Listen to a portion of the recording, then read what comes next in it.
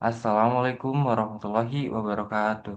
Pada kesempatan hari ini, saya dan teman-teman akan mempresentasikan hasil diskusi kami yaitu analisis kebangkrutan PT Industri Jamu dan Farmasi Sidomuncul terbuka. Dengan data laporan keuangan tahun 2023 sampai dengan 2025. Sebelum lanjut, izinkan kami memperkenalkan anggota kelompok kami terlebih dahulu, yaitu yang pertama Nazilan Brian dengan NIM akhir 196, selanjutnya Ahmad Fahmi dengan NIM akhir 426, selanjutnya Henu Rizal Priaman dengan NIM akhir 181, dan yang terakhir Muhammad Zaidan Widya Dama dengan NIM akhir yaitu 197. Oke, kita bakalan lanjut ke yang pertama. Bakal dijelasin sama Brian. Silakan. Oke, yang pertama adalah latar belakang. Seperti yang kalian ketahui, laporan keuangan sendiri itu adalah sumber informasi yang sangat penting yang digunakan pihak internal maupun eksternal untuk menilai kondisi dan kinerja keuangan perusahaan. Melalui analisis laporan keuangan ini, eh, pihak perusahaan dapat mengetahui kemampuan dalam mengelola aset, memenuhi kewajiban, serta menghasilkan laba. Salah satu bentuk analisis yang penting dilakukan adalah analisis kebangkrutan. Karena seperti yang kita tahu, eh, jika kita mempunyai analisis kebangkrutan, hal ini dapat digunakan untuk mendeteksi kemungkinan terjadinya financial distress sejak dini. PT Industri Jamu dan Farmasi sudah muncul sebagai perusahaan herbal terbesar di Indonesia perlu menjaga stabilitas keuangannya di tengah persaingan industri dan perubahan kondisi ekonomi pasca pandemi COVID-19. Oleh karena itu, penelitian ini dilakukan untuk menganalisis potensi kebangkrutan PT sudah muncul periode 2023 sampai 2025 menggunakan metode Altman Z-Score guna mengetahui tingkat kesehatan keuangan dan risiko kebangkrutan perusahaan. Next. Oke, pastinya kita mempunyai rumusan masalah untuk mengetahui masalah-masalah yang akan kita jawab di kedepannya. Yang yang pertama itu adalah bagaimana kondisi kinerja keuangan perusahaan berdasarkan model Altman Z-Score. Yang kedua, bagaimana tingkat potensi kebangkrutan perusahaan periode 2023 sampai 2025. Dan yang terakhir adalah faktor apa saja sih yang mempengaruhi financial distress perusahaan. Next. Oke, untuk menjawab rumusan masalah yang di slide sebelumnya, kita memberikan tujuan penelitian yang ada tiga poin untuk menjawab rumusan masalah tadi. Yang pertama, pastinya adalah menganalisis kinerja keuangan perusahaan. Yang kedua, mengetahui tingkat potensi kebangkrutan menggunakan metode Altman Z-Score. Dan yang terakhir adalah mengidentifikasi faktor dominan penyebab financial distress.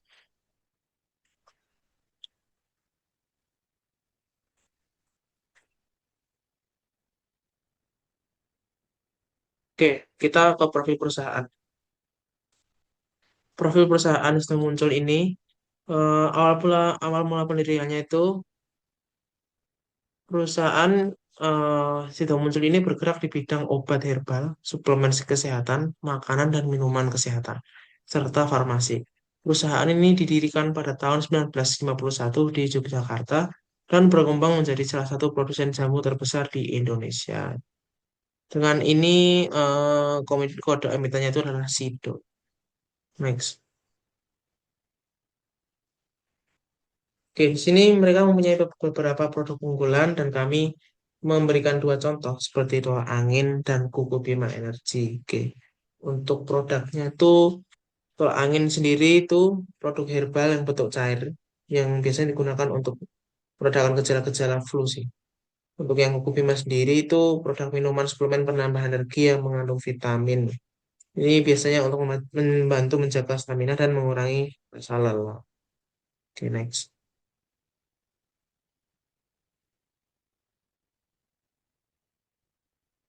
Oke, selanjutnya ada pengertian kebangkrutan nih. Ada dua dan bakal dijelasin oleh Ahmad Fahmi. Silakan Ahmad Fahmi.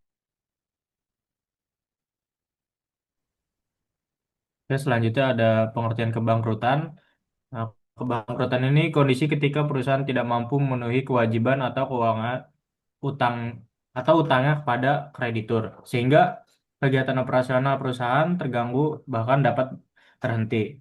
Kondisi ini biasanya diawali dengan financial distress, yaitu keadaan saat perusahaan mengalami kesulitan keuangan akibat menurunnya laba, tingginya utang, atau lemahnya pengelolaan keuangan. Eh, yang pertama ada economic failure, yaitu kondisi di mana pendapatan perusahaan tidak mampu menutup biaya total, termasuk biaya modal. Yang kedua ada legal bankruptcy, bentuk formal kebangkrutan yang telah disahkan oleh pengadilan dan berarti perusahaan secara resmi dinyatakan tidak mampu membayar utang-utangnya. Next.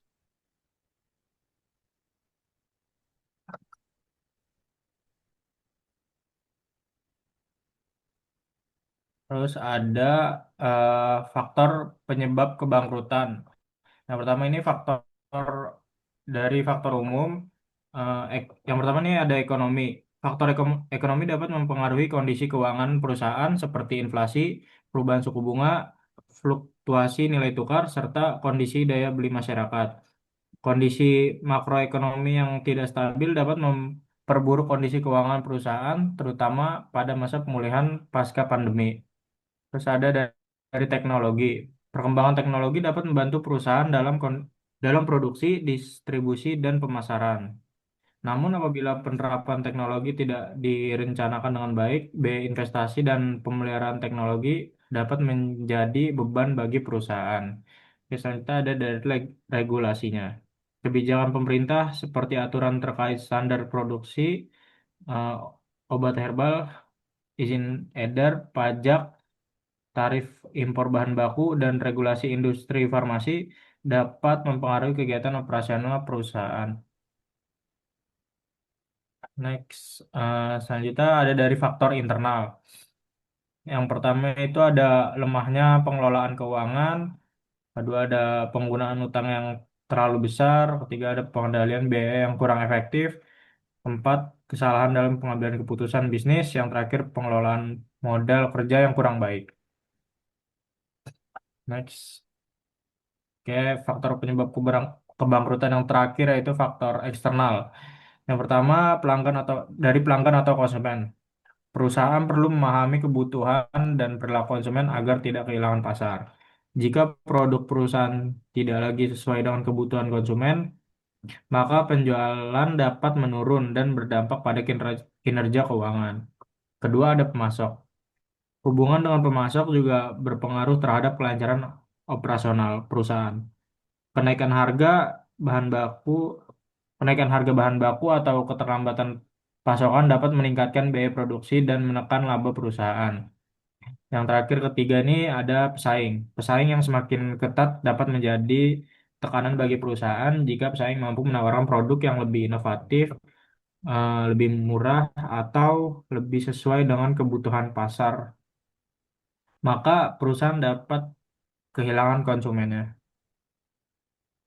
Oke, setelah kita tahu nih apa aja faktor-faktor yang mempengaruhi mulai dari umum, internal sampai eksternal, kita langsung aja ke analisis yaitu dengan metode multivariate dan metode Alman-Score. Bakal dijelasin oleh Zidan. Silahkan. Baik, selanjutnya kita akan analisis dengan metode multivariate menggunakan Alman-Zikor. Nah, dalam analisis multivariate ini ada beberapa variabel ya dari X1 sampai X5. Nah, X1 itu adalah aktiva lancar dikurangi utang lancar terus dibagi total aktiva. Sedangkan X2 adalah laba ditahan dibagi total aset. X3 laba sebelum bunga dan pajak dibagi total aset. Terus X4 ada nilai pasar saham biasa dan preferensi dibagi nilai buku total hutang. Dan terakhir ada X5 yaitu penjualan dibagi total aset. Nah, rumus untuk menemukan si skor ini adalah sebagai berikut yaitu 1,2 X1 ditambah 1,4 X2 tambah 3,3 X3 tambah 0,6 X4 dan 1,1 X5. Nah, ada beberapa klasifikasi hasil sheet core ini.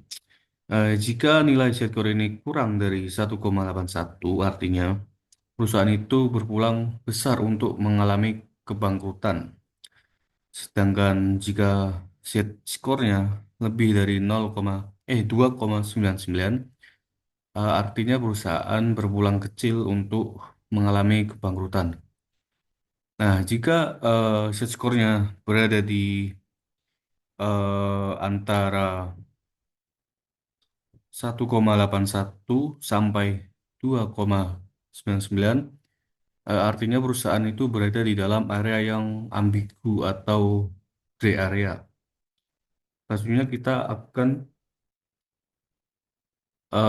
menganalisis kebangkrutan PT Industri Jamu dan Farmasi sudah muncul. Bisa dilihat di tabel sebelah kiri, ada beberapa data dari laporan keuangan dari tahun 2023 sampai 2025. Nah,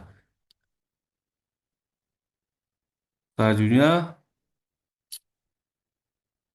dihitung menurut eh, rumus dari X1 sampai X5 slide sebelumnya, diketahui bahwa nilai X1 sampai X5 dari tahun 2023 sampai 2025 sudah diketahui berjumlah segitu, bisa dilihat.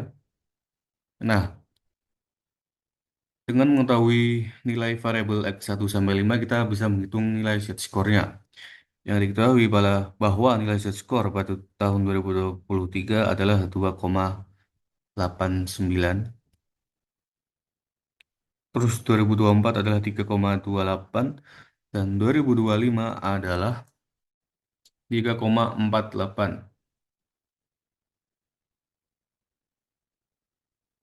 Selanjutnya adalah interpretasi dari hasilnya tadi. Jadi berdasarkan hasil analisis Altman Skor tahun 2024, kondisi keuangan PT Industri Jamu dan Farmasi sudah muncul mengalami peningkatan setiap tahunnya. Pada tahun 2023, perusahaan berada di zona abu-abu atau ambigu gray area dengan nilai Z-score yaitu 2,89, yang berarti masih memiliki risiko keuangan tapi belum termasuk bangkrut. Tahun 2024, nilai Z-score-nya meningkat menjadi 3,28, sehingga perusahaan masuk kategori sehat dengan risiko kebangkrutan rendah. Terus pada tahun 2025, nilai Z-score-nya kembali naik menjadi 3,48 dengan menunjukkan kondisi keuangan perusahaan semakin stabil, sehat, dan memiliki risiko kebangkrutan yang sangat kecil.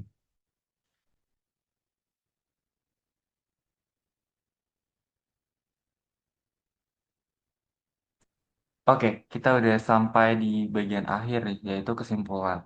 Jadi kesimpulan yang bisa kita dapat dari awal sampai sekarang, yaitu yang pertama PT sudah muncul menunjukkan perkembangan keuangan yang positif. Dan poin yang kedua, yaitu seperti yang tadi udah dijelasin sama Zaitan, nilai Z-score meningkat dari tahun ke tahun. Bahkan di tahun 2025 itu tuh tingkat kebangkrutannya semakin rendah. Yang ketiga, perusahaan memiliki kemampuan yang baik dalam memenuhi kewajiban keuangan. Nah, itu yang membuat tingkat kebangkrutannya itu semakin kecil tahun ke tahun. Yang terakhir yaitu risiko financial distress tergolong rendah. Next. Oleh karena itu, kita akan memberikan beberapa saran untuk perusahaan Sido Muncul. Yang pertama itu mempertahankan efisiensi pengelolaan aset dan utang. Yang kedua, meningkatkan inovasi produk herbal. Yang ketiga, memperkuat strategi pemasaran dan daya saing. Dan yang terakhir yaitu menjaga stabilitas profitabilitas perusahaan. Next. Oke, karena kita udah sampai di akhir, mohon maaf jika ada salah kata salah ucap. Kami dari kelompok Wibu mengucapkan terima kasih dan pamit undur diri. Wassalamualaikum warahmatullahi wabarakatuh.